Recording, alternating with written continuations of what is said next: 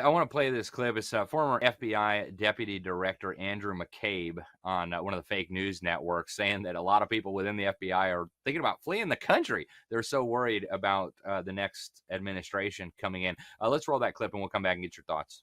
It's great to have you here because just few people know the inner workings of the FBI better than you do. And you've also personally experienced the pressure from Donald Trump. And when you see him promising this wholesale takeover of the Justice Department, I wonder how you worry about what that would look like. Yeah, Caitlin, I mean, I worry a lot about it. And I think it's, when you think about these things and you try to predict how Donald Trump is going to react or the steps he's going to take, you really don't have to go any further than listening to the things he says and does.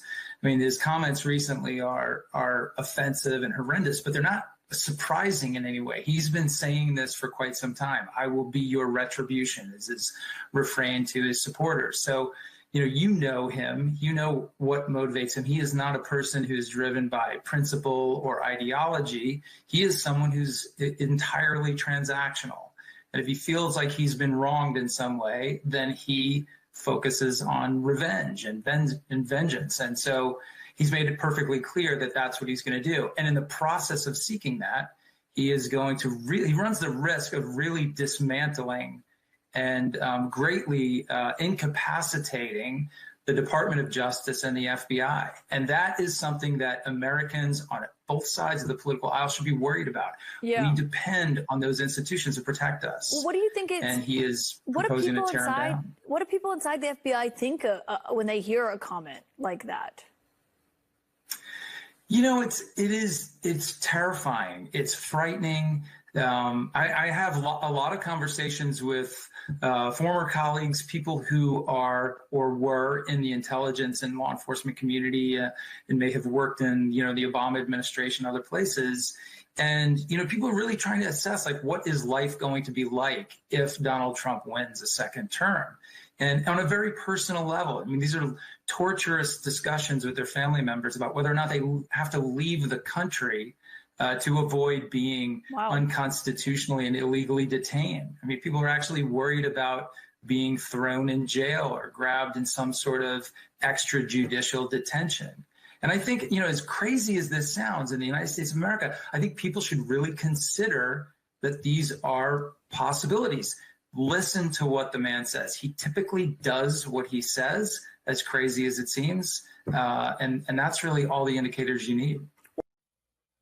Wow, unconstitutionally going after maybe like Peter Navarro, Steve Bannon, Roger Stone, General Flynn. I mean, the list is pretty long. What do you make of this? Is McCabe right to be concerned?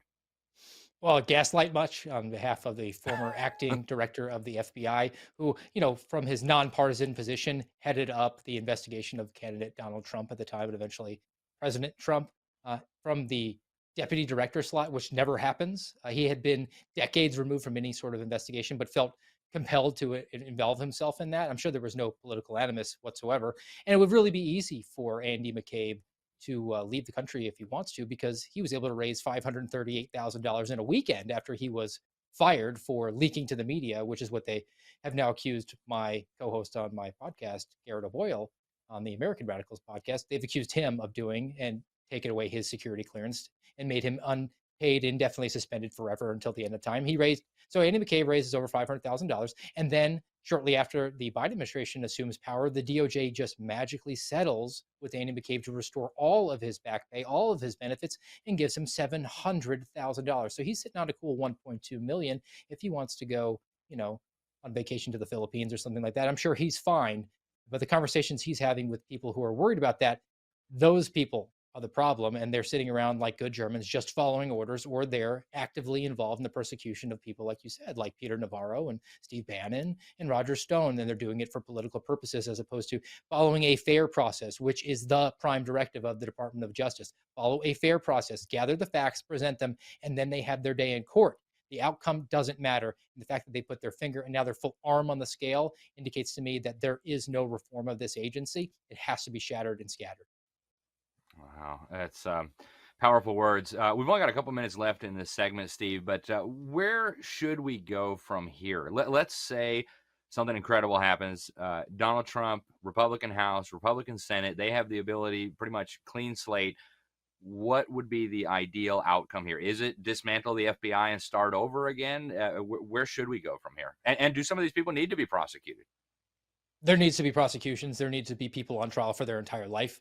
If we're going to have even expectation or hope of returning to some semblance of a civil constitutional republic. If you are unwilling, if we don't have enough people elected to the House and the Senate to have the testicular fortitude to actually defund the FBI entirely, one potential reform that I've continued to put out there is let's get rid of the guns. Let's make it an unarmed investigative agency, get rid of its quota system, which it does have, and force it to partner with local agencies like sheriff's departments and police departments and make those guys cross-deputize them with federal arrest authority. Therefore, the sheriff in your county, Alex, can say, I don't want you going after Alex because he's an agave. I want you addressing the drugs that I have in my community. Let's direct the resources there because I, as a sheriff, would be incentivized to bring the crime down as opposed to what the FBI with its quota system is incentivized to do. And that's bring the crime up to get its budget enhanced. And if we were to do that, we would defang the FBI. And therefore, if they came at you in your county, your sheriff could stand in the bulwark and say, no, you might have investigated him. That's great. I'm not going to have any one of my guys swear out that warrant. They're not going to execute that warrant. And are you going to just waste time and resources, or are you actually going to help us address real criminal threats in our communities?